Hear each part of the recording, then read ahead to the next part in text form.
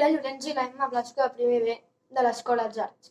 I avui ens hem decidit a fer un experiment. Per fer aquest experiment necessitarem aigua amb sal, aigua amb bicarbonat i vinagre. Ara posarem els ocitos de gominola a dins de cada bol. Primer tirarem el de vinagre. Després tirarem els d'aigua amb sal. I ara tirarem per últim els d'aigua amb bicarbonat.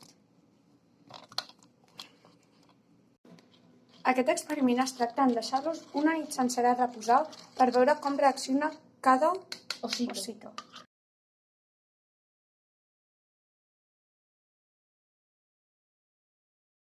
Després de passar 2 dies sencers, els de vinagre no han funcionat bé.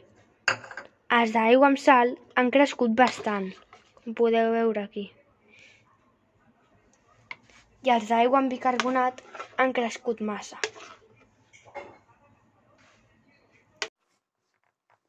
Els ossets de vinagre no han crescut perquè és un àcid i no ha fet reacció.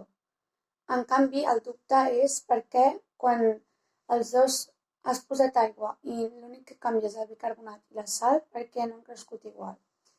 És perquè quan tu poses un os amb aigua i bicarbonat, l'os pot absorbir tota l'aigua perquè res l'impedeix.